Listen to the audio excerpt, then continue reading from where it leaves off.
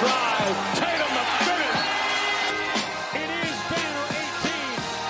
The mission demanding is mission accomplished. What's up, everyone? This is Noa Dalzell with a Monday night episode of You Got Boston. Rare off day for the Celtics and therefore for me, and I'm joined by a special guest, my dad, who some of you have met in previous episodes. We had a good offseason episode with my dad and Payton Pritchard's college coach, and I think that one's worth revisiting, but I will let you introduce yourself. Okay. I'm Noah's dad. My name is John. Give us some background.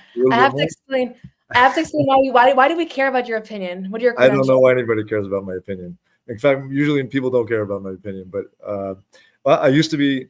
I'm still Noah's dad, and I used to be a pro basketball overseas, pro basketball player. Basketball has been a huge part of my life. That's why when I listen to Noah talk about her history and her family, that it was kind of a religion, and I grew up also in a family where basketball was kind of a religion. My dad was a basketball player. My brothers were basketball players, and I grew up as a basketball player. And I still play basketball, and I still love the game. And I actually grew up, which is another thing that I may have said to somebody on the last time I was on a podcast. But I also grew up as a Celtics fan, even though I grew up in upstate New York. My dad was a huge Celtics fan. He believed that the Celtics were the greatest basketball team. He loved John Havlicek. Everything he believed as what should be and who is a great basketball player. He often used the Celtics as an example, and it was just a really amazing kind of thing that happened in my life is that I ended up actually moving to Boston 20 years ago, just randomly, kind of by accident, and it ended up that I ended up living a mile from TD Garden and end up going to lots of Celtics games. I never went to a Celtics game growing up because I was living in upstate New York. I just watched them on TV. And then suddenly I'm living in Boston and I'm growing up and my children are going with me to Celtics games, and basketball all of a sudden is like way back in my life. And then you come along and become a sports, superstar, podcaster. And start doing your thing with the Celtics and writing and all that stuff. So it's like brought me back into the fold of basketball, and I'm so happy to be here and love being around basketball, talking about basketball, and I still love the Celtics. So I guess we will always have that in common. So now everybody knows where I learned to talk for. And I will say it's funny because whenever we go on the road and we see Celtics fans in different cities, I always ask them, are you from Boston? Why are you a Celtics fan? And usually people's stories, like my dad's was a Celtics fan. It's not necessarily geographic based. And I feel like your family is a good example of that. That it's really, people will tell me my grandfather was a Celtics fan. I've never even been to New England, but they're decked out in Tatum gear. True. It's true. So, my dad, your grandpa was a part owner of the Celtics. You know that, right? I told you that story. Yes. What because one year they went public. One year the Celtics organization went public. I don't remember the year, but I was probably a teenager, and they sold stocks of the Boston Celtics, and he bought $300 worth of stock. He bought $100 for me and $100. Yeah, no, but then they, a couple of years later, they didn't go public anymore, and they sent everybody a check for $115. And one of the things, as you know, I'm a collector of everything that I've ever had as far as basketball. I had a check that was written in my name from the Boston Celtics, paying me back for the stock that I owned, and I lost it. And I don't know where it is. I can't believe I don't have it, but yeah, that's funny. I feel like nowadays, if teams went public and people could buy stocks in them, it would be very dangerous because already people's fandoms are crazy. I can't imagine if people are putting money into the teams themselves, although maybe sports betting is even more than that. So maybe it's actually not that. It wouldn't be that different. But as always, this is actually going to be a pretty normal episode of You Got Boston. I just figured that my dad would come on just so we hear from somebody else. I know you guys hear from me quite a bit, but feel free to put any questions, either Celtics questions or they can be specific questions in the chat, as always. We're going to talk about just impressions of the Celtics through the first 24 games of the season. Somehow we're almost a third of the way to the regular season. And so it feels like it was literally yesterday that we were talking about preseason and who was going to play and what they were going to look like. But here we are. It's pretty remarkable, honestly, just how fast everything has gone. And this was a pretty busy stretch. We have a pretty slow week coming up. So that's why I figured we'd do a couple of these episodes. And as you know, Garden Report, we go live after every game. You can subscribe on CLNS Media to all of those. And then if you are watching this on CLNS, you can subscribe to my show, You Got Boston, which we're trying to go mostly on off days, just as a Q&A. And that is also on YouTube. So thank you all so much for the support. And it's funny to see, I see Pete, that's funny that you're a Celtics fan because of Latvia, because I feel like we have a lot of people in this community that are from Portugal because of Nimi, from Latvia because of KP. So it is interesting how I don't know, is that the reason that you're a Celtics fan? Is it because of KP or is it not unrelated? You can put it in that chat, but I'm curious. So in any case, I want to share my initial impressions on the first kind of a third of the season here. And then my dad will share some as well. And then you guys can, anything specific you want to hear about, we can talk about as well. And I'll also just maybe before I get into that, just because it's top of mind, I was in Maine yesterday, and it was funny because we had a couple of Celtics players that were literally on Saturday night in Boston playing against the Grizzlies. And they actually didn't play, but it was Drew Peterson, Baylor Scheierman, and Jordan Walsh. And Jack, Simone, and I, we were planning on going to Maine on Sunday, but it's 5 games and 7 nights for the Celtics. That also means that it's 5 days and 7 nights for us, which means that we're at TD Garden until 12:31 in the morning. So we were talking about maybe we just don't go to this game. And then we were like, okay, if we're too tired to go to this game tomorrow, how are the players feeling? And they all ended up going. And so in any case, I was at the Maine Celtics game yesterday, got to talk to Baylor Scheierman and Jordan Walsh after the game, which was, for those of you that watched, it was a crazy finish, one of the worst calls I've seen, honestly, in a very long time. But with that being said, if you guys want to hear more about Baylor and Jordan, feel free to put those questions in the chat as well. I know we had talked about Baylor and his prospects. I could continue to be really impressed by him. I think that he just plays with so much energy. There were a couple of times yesterday where the Celtics were kind of flat, and Tyler Lashbrook, the head coach, just looked over to Baylor and had him check in. He's the energy guy, but he's also a skills guy. So it's a cool combination. So I think he's going to be an NBA player. It's early on for him. He's just been there for a few months, but I think he's going to be an NBA player. And then Jordan Walsh had looked the best that I've ever seen him look in Maine, which is definitely a good sign because he hasn't been there all year. And I think that, you want to see him continue improving. But also he had actually asked, I wrote a story about this for Celtics blog, which I'll link in the comments, but he had actually asked to go to Maine. So he wasn't assigned there. I think a lot of people saw okay, he finally gets his assignment. That happens. But I asked him when did you find out you were going to come to Maine? And he said, I actually was never asked to come here yesterday to practice. I was kind of asking the player development staff, can I spend my day off in Maine? Otherwise I'm literally just going to be sitting at home. Can I go do something? I'd love to go up to Maine. He said he loves the food in Portland, so he wanted to visit all of his favorite spots. So he went up there. He was excellent. And then he just went right back to Boston. So Baylor's going to be in Maine for a while. So we'll have more coverage and updates from his development over in Maine. Drew Peterson, I didn't get a chance to talk to, so I'm not sure when his schedule is going to be, but I assume he'll be back in Boston since he was in the rotation so recently. So that's the brief Maine update. JD Davison continues to be one of the best players in the G League. He's currently leading the G League in points. He's one of the leading leading the league in assists. So he's phenomenal. There's a question of how is it going to translate to the NBA? I'm really not sure because we really haven't seen it. So it's just kind of a imaginative thing right now. There are some moves that he does where I'm I don't know if this would work in the NBA, but then again, you just never know until you see it. So we'll see. I'm quite curious, just while we're on the topic, do you have any thoughts on Jordan, Baylor, Drew? Do any of them stand out to you? As we're talking here about, backup wings and who might be able to be serviceable either this season or in the future. You asking me? Yeah, I'm asking you.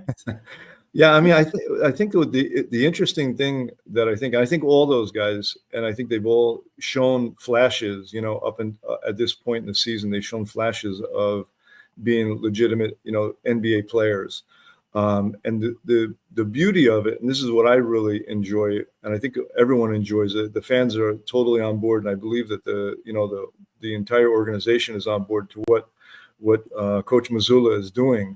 And that is, if you're on this team, you're going to get not just a small opportunity, you're going to get a real opportunity to show whether you belong or not.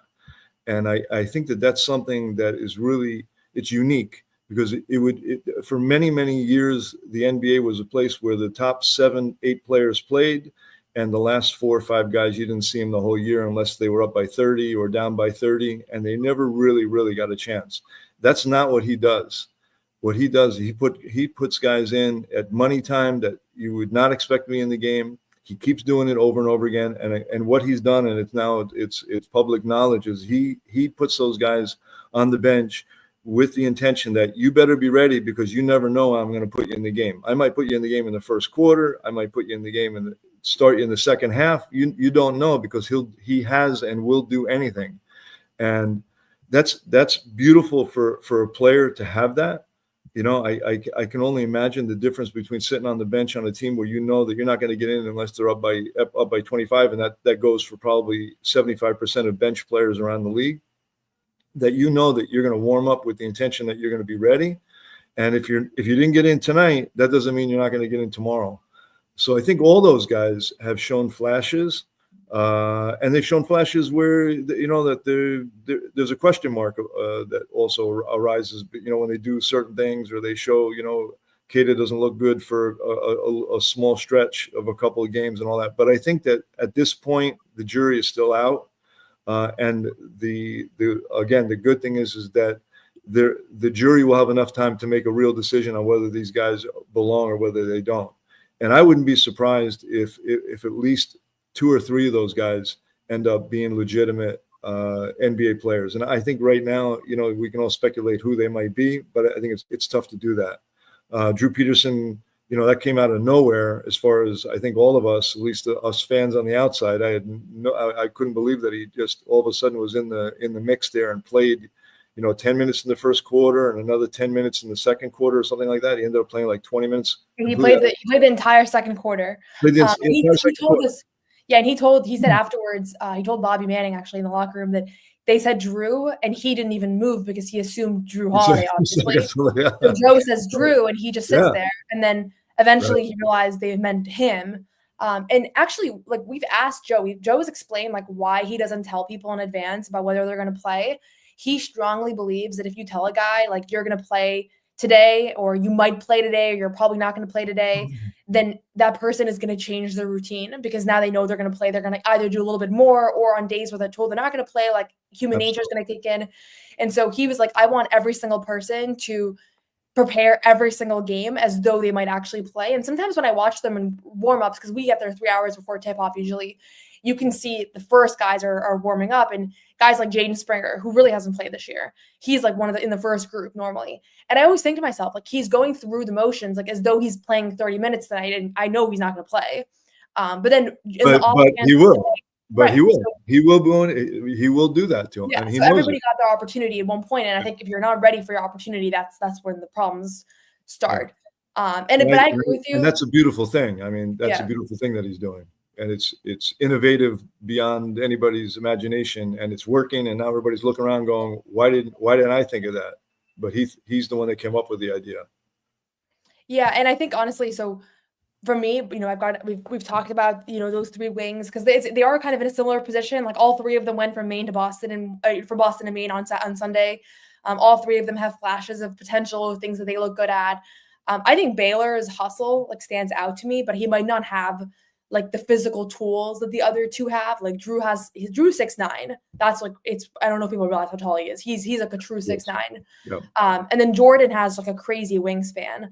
And then Jordan's a lot younger too. So it's like, you know, he could become a lot of things that maybe he's not right now, but he also, with that, he doesn't have as much basketball experience, like even though he's been in the NBA. So there's so many factors where every time I think like one has established themselves as the backup person. And again, we're talking like backup wing, because really Sam Hauser's the backup wing.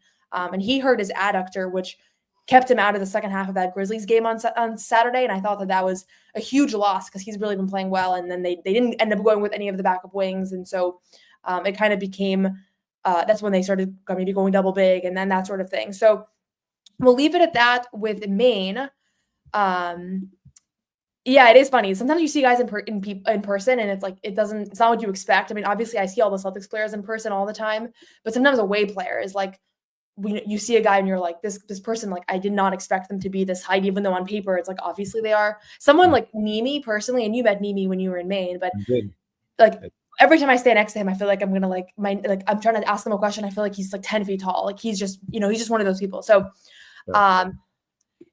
we're going to take a quick break just for here and continue to put questions in if you have them. And Tom, I'm going to get through all your questions in a moment. Had to do the usual Maine Celtics segment to begin with, because you guys know what's expected at this point if you're tuning in, that there's going to be some Maine Celtics stuff.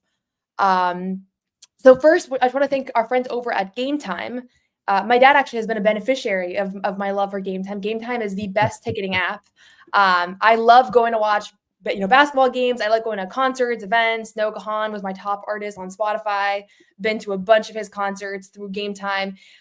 You can basically just ensure that your price is as cheap as it's going to be. So there is the lowest price guarantee. Game Time will credit you 110% of the difference. You can also use all-in pricing. So the price that it says on the Game Time app for a ticket, whether that's a concert, a basketball game, whatever it is there's no fees later on. So it's literally the price that it says. And then my favorite thing is you can get seat views. So you can actually see what the court is going to look like from your seat. So if you use Game Time, you can see if you want to, like, I hate sitting behind the basket. I hate having that view where you can't, like, I like having the TV view. So I'd rather pay more money or sit in the balcony and make sure I can see like the TV view, which is what my press seats are, which I know sometimes when I post that people are like, why are you up in the sky? And I'm like, I actually like these seats. But you can take the guesswork out of buying tickets with Game Time. Download the Game Time app, create an account, and use code CLNS for $20 off your first purchase. I wish it was still my first purchase. What games have I brought you to recently? Opening night. That was a good one. Geez, I don't remember. It's been a long time since you brought me to a game. Opening night. That was like a month and a half ago. That was a couple of years ago. That one still cost me. That was the most expensive game of the year. Thank you very much. So download the Game Time app, create an account, use code CLNS for $20 off. Again, create an account and redeem code CLNS for $20 off. So if you want to go to a Celtics game, you can literally check the upcoming schedule. There's a game against the Pistons on Thursday. I bet that's going to be cheap too because that was like a late ad because of the cup. So download Game Time today. What time is it? Game Time. Okay, so we did Maine, and we introduced Jordan Dalzell, former basketball player, I wanted to add this when you were giving your introduction, that we still play one-on-one sometimes. And back in the day, I could beat you like 2 or 3 years ago.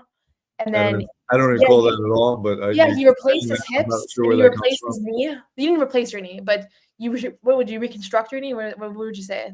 I ruptured my quad tendon, and now I have a new one. And then you also. Yeah, he replaced both of his hips, and for some reason now I can't beat him. Well, it's all come together for me at 64. I'm suddenly back in action. Yeah, so just like a lot of times we talk about how I've been dodging Jack in a one-on-one game. A lot of times when we go live, we get comments about that. But there's one clip of me scoring on him that's on YouTube, so I just want to leave it at that. There's no reason for me to reopen the conversation. Okay, but we're gonna start. I'm gonna scroll through some of these questions. Let's talk Marcus Smart's return, because I don't think we've even talked about it actually since he came back. So Marcus Smart returned on Saturday. It was his second time in the building, but it was his first time actually playing. Obviously, the big story was the Celtics lost, and also Marcus Smart played really poorly. He shot 1 of 11 from the field and only played 19 minutes. But from just an atmosphere standpoint, I honestly thought it was a little underwhelming. And I thought that maybe that's the result of people not caring as much about the trade now as they did a year ago because the Celtics won the championship and Porzingis was obviously a huge part of that. And everybody loves Porzingis. I mean, he's one of the most popular players on the team. It's hard to gauge, but when he walks onto the floor, there's such a loud crowd pop. It almost felt like, enough time had passed that there were people there in Smart jerseys and there were people there that were trying to meet him and get their autographs and things. But I expected a little bit more, just considering how a year ago, he wasn't even playing and there was tributes and there was just so much emotion. Another data point is that the ticket prices to get into this game, which he was playing in, were like $50, which is as cheap as it gets for a Celtics game. So there weren't really people like lining up to go watch Marcus Smart play TD Garden. And I do think as time has passed, more people have adopted this mindset of like maybe he was the problem, or like maybe we're better off without him. Whereas a year ago, when they hadn't won yet, like nobody really felt that way. I think everybody was sad that he was the player that they lost to get Porzingis, even though everybody loved Porzingis. So I'm not sure exactly why that is. I'm curious if other people have different thoughts about why maybe there was a little bit of an underwhelming feeling. Again, there was a huge crowd pop when he checked into the game. He said that it was awesome. I'm sure on a personal level for him, like all the personnel that he saw, like the team staff, the people in the arena, his former teammates, like I'm sure it was a lot of emotion. I'm sure he's not sitting there being like, I thought it would be a little bit louder. I feel that way a little bit just because it was so much louder a year ago, and we were there for that game when he was just there in the building, like, not playing when he was injured. That it does feel like some of it wore off, but it was still really cool, and it was still nice to kind of have. I think it's a little bit of the second time around too, Noah. That it was already his return to the Garden, even though he didn't play. I think the fans were a little bit confused. Are we supposed to do this again? Because I was watching it also, and I expected to be ovation for like 5 straight minutes or something. That's what I would have thought he deserved. But I don't know. And I know the fan base is goes by. I know there are people that love Marcus Smart, the people that never always kind of were not a huge fan. So part of it is that too, and part of it is the Celtics were losing. So I think the fans, when the Celtics are losing, nothing is gonna the fans are not gonna care about anything else. It doesn't matter who's in the building. It doesn't matter who's sitting courtside. Like that's just the way that it is. So that might have been a part of it as well. Like they weren't having the best game. But it was cool. It was cool to see him. He was happy to be back. And, the fact that he was coming off the bench made it nice because there was a moment where he checked in and there was a moment to recognize him. Jaylen Brown said afterwards, he's like a brother at this point. Tatum talked the day before how excited he was to play against him. He said he was going to tackle the shit out of him. I think there wasn't a quintessential Marcus Smart moment. There was actually one where Tatum was dribbling up the floor and did his classic, the little push off. And Marcus dove 5 feet, slid on the ground. And I thought to myself, okay, that's a quintessential play. We haven't seen one of those in a while. So that was kind of my thoughts on the Marcus Smart return. I think part of it was also the fact that, he didn't do much. I will say nobody tried to score on him. A couple of times, Tatum had him as a matchup. They always called for the switch. Obviously, he's a very good defender, but I was hoping to see a little bit more people taking Marcus to the basket just to have that moment. But yeah, for obvious reasons, people tried to avoid that matchup as much as possible. I think Porzingis did block him though, so that was one kind of shout out to the trade. But yeah, and then let's talk about Tom. You had another question about that game, and I think that is a good one to discuss. So. I don't know if you saw this about how kind of Memphis really left Drew Holiday open on Saturday. This was kind of the story of the game in my eyes. We went on post game. We talked about it right away, but it wasn't, he's always kind of covered in a way where maybe he's getting a little bit less attention than other people on the floor, less attention than he's probably gotten in his whole career. So that's, it's kind of interesting to see.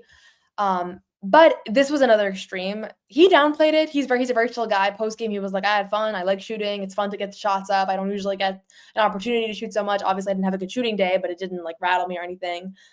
Which is also, even if he didn't feel that way, that's the smart way to say. But Porzingis, who usually is very honest and authentic with the press, he said, it was weird to see the Celtics, the Grizzlies leave Drew open, and Drew finished the game 8 of 26 from the field. So he kind of shot his way out of that game. And then they ended up closing with Pritchard, who's going to be who we talk about for the remainder of this episode. So curious, Dad, for your take on just the philosophy of leaving a guy open. And we've seen this before, with Jaylen Brown, for example, with the Warriors leaving him open for 3 and then he torched them. So do you think this is something that Drew is going to see again in the future? Is this something that Celtics should be concerned about? Just curious on that. I don't think it's going to. I mean, he's a great player. He's a very consistent shooter, and he's going to take whatever you give him.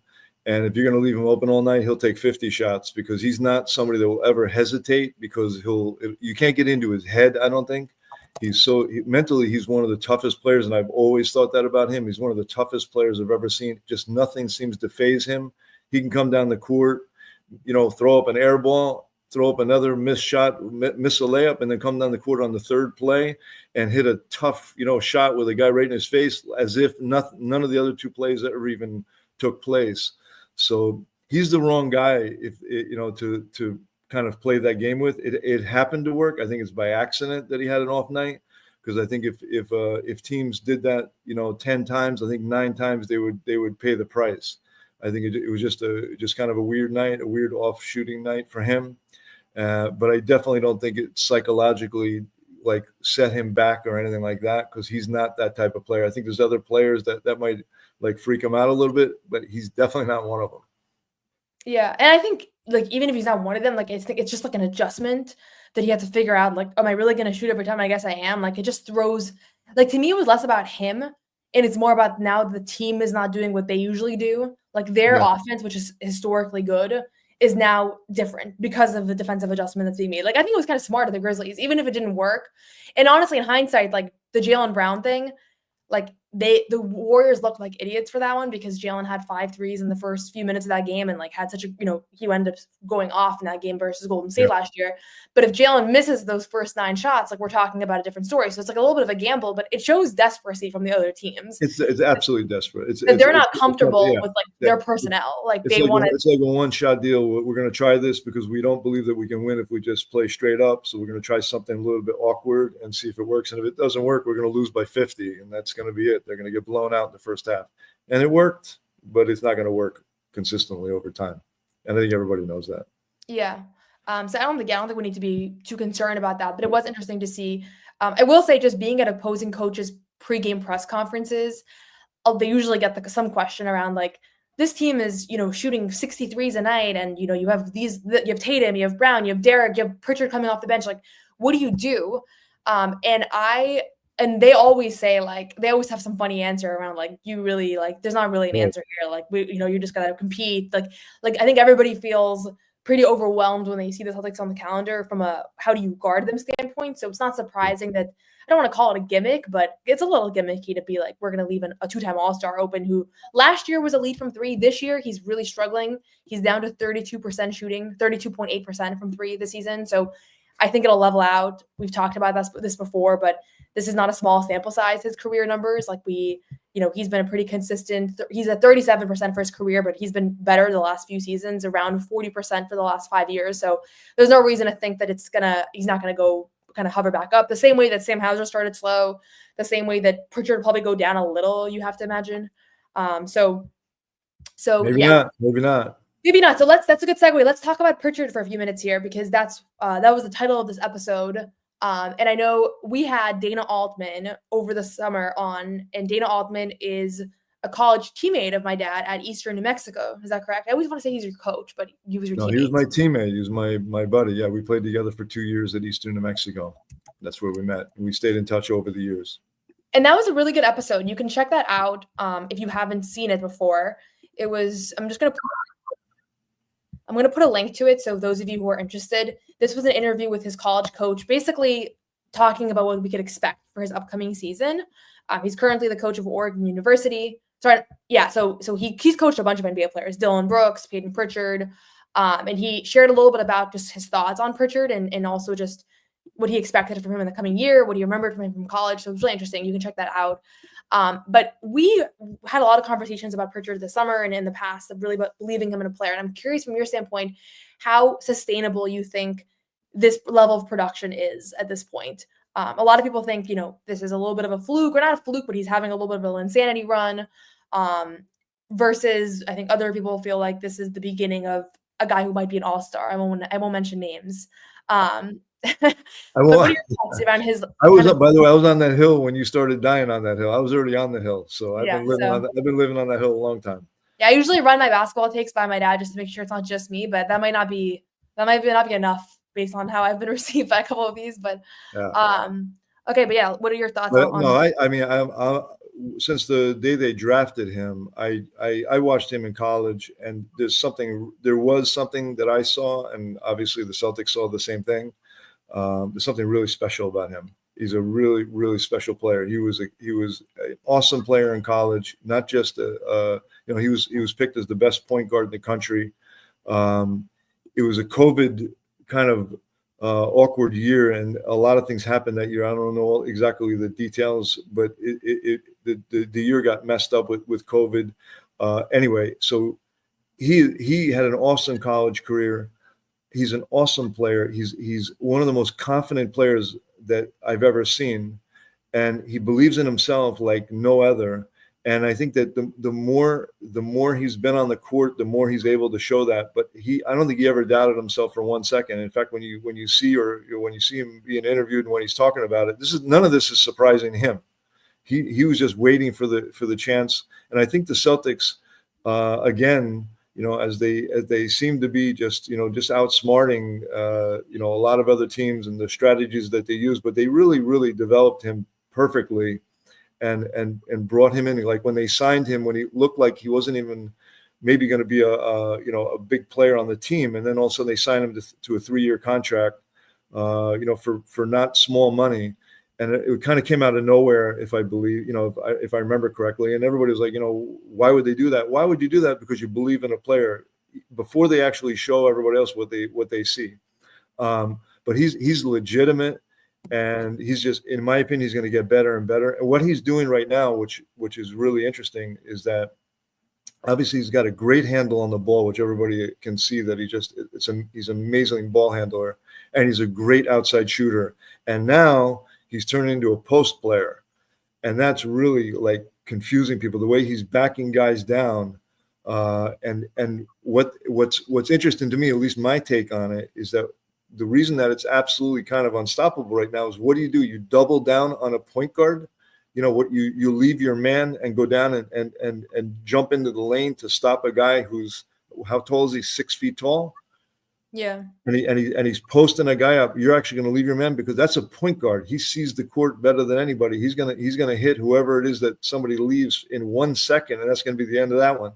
So this idea of backing guys down has really caused teams. It's a nightmare because what do you do now? And the way that he does it is something that also, I don't know, how much they've broken it down, how much you guys have been talking about it, but I've been watching it really carefully. He's doing it with strength, and he's doing it with his arms. He's got this move where he's kind of sticking his elbow out and driving it into guys. And God help you trying to guard that one, because he's super strong. He's low to the ground. And he's got the ability to push off and then do this fadeaway, short mid-range jump shot. It is absolutely unstoppable. I mean, it looks like he can do it anytime he wants to. And if they don't somehow get the ball out of his hands down there, it seems like he always ends up with kind of an easy not even a mid-range. It's like almost like a floater in there. And it's really some move that he's developed. So the combination of everything that he's doing, taking guys off the dribble, shooting the three, like every time he shoots it, I think it's going in because his shot looks absolutely identical every time he shoots the ball. He's one of the most pure shooters I've ever seen. Every time he shoots the basketball, it looks the same. It never comes out of his hand differently. And that's why, like, when it doesn't go in, I'm like, wow, I thought that was going in, because I think every shot he lets go is going in.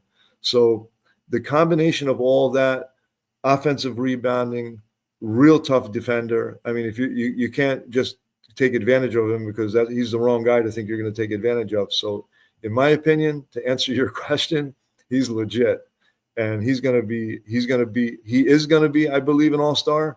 And the only thing that worries me is how you're going to keep him on this team, because it just that's going to be a challenge, is because he's not going to be able to accept a backup role for another 3 or 4 years. He just won't be able to do that when he knows that he could really be a superstar in the league. And I believe that one day he will be.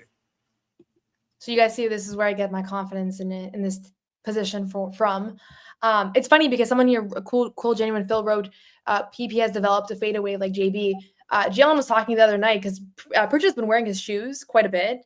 It's like, which I have to say, I'm not much of a shoe person. I didn't like Jalen's shoes at the beginning because they kind of looked funky, like they had the little diamond looking things on them. But actually, they're really cool now. They've grown on me. Maybe it's because I've seen so many good Jalen Brown and Pritchard games in those shoes that they've become cool. And Jordan Walsh was wearing those shoes yesterday in Maine. So there's definitely some popularity, among the team in those shoes. But Jalen was saying, not just, he's not just wearing my shoes, but he's like kind of getting in my bag. Like he's hitting all the moves that I have. Right. Like, he almost was saying it like, I need those moves back. And it's funny because Jalen's had a slightly less efficient season than he's used to. He's at about 45% from the field, down from like almost 50% last year, which I think will even out. But maybe Pritchard did steal a couple of his moves because he has been, that mid-range shot, and it's just the separation that he gets on. It always astounds me, no matter who's guarding him. We've talked about this, but I feel like almost the most valuable thing is that the Celtics offense is historically great. Everybody knows last year they had the best offense in NBA history. But sometimes late in the shot clock, like everybody knows the more time that you leave an NBA defense, you let an NBA defense set, the better that defense is. So shots in the last 5 seconds of a shot clock are very low percentage, no matter who's shooting them. And I have to get all the advanced analytics on this, but I think when it's the last few seconds, like Pritchard's your best shot. So if the offense has broken down and the play you were running or the action you were doing did not pan out in a clean look, at that point, I would like my instinct is like give the ball to Pritchard, because I feel like he's made something out of nothing so many times now. And we've talked about like the end of quarter heaves and half court shots, but those are like, that's a few plays over the years. That's not really like day to day what matters, but it's the end of shot clock shots that sometimes have been actually so impactful that he's able to just create separation, or the offensive rebounds too, because honestly, like that, every time someone asks Joe Mazzulla about Pritchard, and I've mentioned this before, he almost has like he's almost like AI coded, that he will automatically say, and what about his offensive rebound? The most important thing he did today was his offensive rebound. Like he wants to make sure the narrative around Pritchard is not about his scoring, and that it's about the other things that he does, like how much he's improved as a defender. But it's, from an offensive rebounding standpoint, it's not just the number of them, but how critical they are down the stretch. And what I always notice is it's not that guys are falling asleep. Like all the time you see somebody get an offensive rebound and you go back and rewatch the play, and it's like the person that was guarding them literally just forgot about them. When we talk about like he goes over people and gets them. He's going right over this top of guy people. knows what he's going to do. It's on the scouting report that he's going to get an offensive rebound. So especially down the stretch, like you see guys like they're literally, before the shots went up, they're focusing on boxing him out. And so he still finds a way to get around them. The Celtics posted a really good video today that just gave like a behind the scenes look at his game. And Craig Lucianid, who is currently the player development director, who's worked really closely with Pritchard and Hauser, talks a little bit in that. So if you haven't checked that out, you can find that. I think they posted it on Twitter, YouTube, Instagram, everywhere. So that's just a short clip, but it was a good watch, because you don't often hear from the player development coaches. They're not really in the media circuit. So it was interesting to hear about how hard he's worked, as we hear oftentimes behind the scenes. So we'll do a couple more minutes on Pritchard. I just want to take a quick second here to thank our friends over at Prize Picks. We did thank our friends over at Game Time, and I think other people here might have to thank our friends over at Game Time too for some of the games they've gotten to go to. Prize Picks, on the other hand, is the best place to get real money sports action. With over 10 million members and billions of dollars in awarded winnings, Prize Picks has made daily fantasy sports accessible to all. You can just pick more or less on at least 2 players for a shot to win up to 200 times your cash. Run your game all season long on Prize Picks, America's #1 daily fantasy sports app. You can make your holidays bigger and brighter with Prize Picks, the best place to get real money action while watching your favorite sports.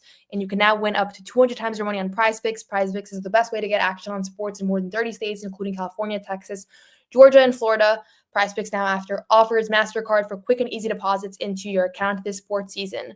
Join now, because this holiday season, Prize Picks is giving away 2 free picks in December, and they're giving away $30+ million in rewards throughout Picksmith. Sign up today and get $50 instantly when you play $5. You don't even need to win to receive the $50 bonus. It's guaranteed.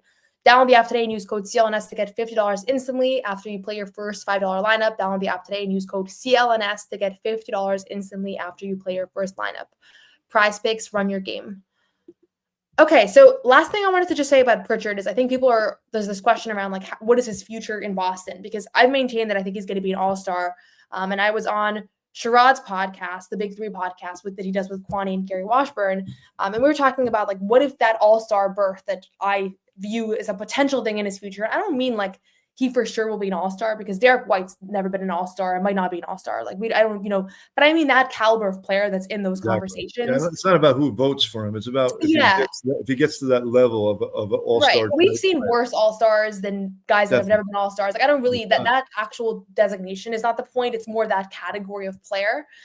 And then I think it begs the question of like, what does a starting guard Pritchard look like if Jrue Holiday is no longer in the Celtics? Because I hate to do this, especially when they're winning. Like I really do hate that we have this conversation, but Jrue Holiday is 34, 35. I think he's going to be 35 this year. So he's 34. And he just signed a 4-year a massive extension. And so when we talked about, is Jrue Holiday going to be the starting guard on the Celtics when he's 38? I actually have no idea. Like, I don't rule out any of these guys because of how much they take care of their bodies, because of guys like Al Horford who have shown that we can keep talking about his age and it doesn't really make a huge difference. So I don't know that Jrue Holiday definitely won't be on the Celtics in a few years, but there is a feasible pathway where he's not, because they're just looking at their payroll and he's going to be one of the most expensive contracts and a guy who's going to be on the tail end of his career. And in that case, I do think Pritchard can be a starting guard. And defensively, like if you're playing alongside Derek White, like if there's a guy that can help you defensively, like he's that guy. Jrue Holiday and Derek White have talked about what it's done for their own individual defense to play alongside one another. So I think it's feasible. I know the Celtics it is tough when he's out there. Like there is a guy that can be a mismatch and teams go after him. But I think that's just part of the game. Like there's when Luke Cornett's on the floor, like you're losing something on the shooting end. He's gotten better. He's gotten stronger. He's never going to be able to get taller. Like that's just the reality. So, but yeah, I think it's feasible. So I wouldn't be shocked if he's the starting guard in a few years, because either Drew's on the bench or Derek. I don't want to. No, he's definitely going to be a starting guard in the NBA in the next 3 or 4 years. But could it be in Boston? That's the question. Yeah, it could definitely be in Boston. Yes, in my opinion, definitely could be in Boston, because he's young. He's got a long way to go, and somebody like Jrue Holiday would absolutely accept coming off the bench if that was what they were asking of him. This is the ensemble that they put together. These guys they're all ready to do whatever they need to do in order to keep winning. They would have no problem. That's the kind of the magic of this team, is that everybody's ready to do whatever they need to do, and everybody knows that when you win, everybody gets credit for everything. Everybody's going to be riding on the bus going down Com Ave and Boylston Street, and nobody cares who started when they win a championship. Nobody cares about the stats anymore. I think it definitely could be a possibility very much in the near future. Yeah. So and Tom brings up a good point here that I think twice now, unless I'm forgetting a game, twice now Pritchard has closed for Jrue down the stretch. I think twice, because it was the Indiana game, the one that went to overtime, and then the other night he closed down the stretch with Jrue struggling and Pritchard having a really big offensive performance. So it's definitely possible. I think outside of Jalen and Jason, like they're always going to finish games regardless of anything. Like they're always going to finish, even if they've had a bad night. That's just, I've realized that at this point, where they could have a nightmare game, they're going to close. Outside of that, I think there's some interchangeability. We've seen Porzingis last year. There were games where he didn't close because Al was playing better than him. Jrue this year was playing fine in games where Pritchard closed. I don't know if Derek would ever not close. Derek might be in the Jalen and Jason category of like he's always going to finish games. But I don't think that he would mind if we didn't close. I don't think he would have any problem with it. So there is a culture on this team. Joe's going to do whatever he sees is going to win the game, and that's the difference between what he does and the way he looks at coaching as opposed to many other coaches. He's not afraid to, and none of those guys are going to give him any. They're not going to give him any pushback anyway. I don't think, because they believe in what he's doing, and what he's doing is working, and that's it. He's got it. He's got it. He's got the magic right now, and I think he's ready to roll with it. Yeah, and I think there's a good point here by Patrick that a lot of times when we're talking about guys' happiness and on this team in their role, a lot of it is also not just about where they can score the most points. I do think they all like to score a lot of points. Like it's funny because Porzingis was asked the other day, like how nice is it to not have to be the primary option anymore and to have like so much talent around you? And he was like, no, I like being the primary option. Like it's like obviously like I'm okay with the setup and things, but like I think guys like shooting a lot. That's like the nature of why you play basketball. So Jrue mentioned it the other night. Like I had so much fun shooting a lot. Like it's it was actually I didn't mind it. Obviously he didn't shoot great, but I think beyond their individual role and their willingness to sacrifice, the things that maybe you don't see on TV as much is like what the family environment is like. Jrue has multiple kids. They're all in school in Boston. He's already been uprooted a number of times. He's been traded twice in his career. He's close friends. His kids are friends with other players on the team's kids. There's a big family environment on the team. I wrote this story last week. I don't usually plug. Actually, I guess I sometimes do plug my stories here, but I'm just going to put this in the chat if you're curious, if you want to read about just the family environment that Joe Mazzulla and the Celtics have created. Jrue has been one of the biggest beneficiaries of it. It's not he's not a huge part of the story, but his kids are everywhere. They are on the sidelines. His family's all around. So I think a lot of these guys, like they don't want to, they love to finish their careers here. And that's just the general impression that you get. And obviously winning helps breed that, but it's also things beyond just winning. So this is, I'm going to wrap it up in a moment. If there are any other closing questions, feel free to put them in. I think where we're at right now is the Celtics are off tomorrow. They were off today. They were off yesterday. So we got 3 days off of practice. And Wednesday, they'll be back in action. I think it'll probably be a long one. We'll have coverage on the ground from there. And I think we might actually have a studio show on Wednesday as well. Thursday, Celtics are at home. You can check out tickets for that on Game Time versus the Pistons. Any chance of getting tickets for that game, though? Let's see how much they cost. Let me see, actually, so I can tell the people. Thursday night, this was a makeup game. So if the Celtics were playing, Celtics had won the last game or the Hawks game back then, or the point differential thing had worked out, they would not be playing the Pistons. They'd be playing the Knicks tomorrow on Wednesday in Madison Square Garden. Okay, these are as cheap a tickets that you will ever see. $30. You will never see tickets this. I mean, this is not even me like. I borrow $30. So if anybody wants to see the Celtics in person, I think you're going to see a full cast because they're coming off days of rest. Thursday night, $34. That's the cheapest ticket of the year probably, and it's because it wasn't on sale as of like the game just got scheduled, so nobody bought tickets before a couple days ago. So, I might buy some holiday presents, some early holiday presents on Game Time for Celtics Pistons. You can check those out. We'll have our post-game show, The Garden Report. In the meantime, please subscribe to my YouTube channel, You Got Boston Podcast. You can also subscribe to CLNS Media, Celtics All Access for the rest of our coverage. Feel free at any point if there's things you want me to ask, get into, talk to the players, coaches about. Like some of you have asked me, can you ask the players about Jalen's shoes? I have. So if it's an appropriate question, I'll do it. Sometimes there's good inspiration. We all ask a lot of the same questions over and over again. So it's good to hear what the fans want to hear. So feel free to message me on Twitter. It's the best place to find me. And thank you all so much for joining. Thank you for welcoming my dad, who has actually been on a couple of times now. This is our first time going live. So I don't know. Can you see all the comments too? You can read them? I can't see any comments. Oh, you can't see the comments? No. He's missed the experience. Nobody asked me anything. If you clicked on comments, you would have been able to see them this whole time. Next time. But do you see when I post them on the thing? So yes. That will be a Pritchard night. $34. Not to diminish $34. Like, I understand it's still legitimate money, but that's as cheap as it will get for a Celtics game.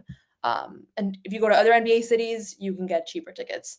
So with that, I'll close. Everyone enjoy your Monday night. We will be back with more coverage this week. Have a great rest of your week. I think it's a slow NBA night, only one game tonight. So if you have other hobbies to do, this is a good night to try those. Have a good one, everyone. Thanks, Dad, for joining. You're welcome. Thank you.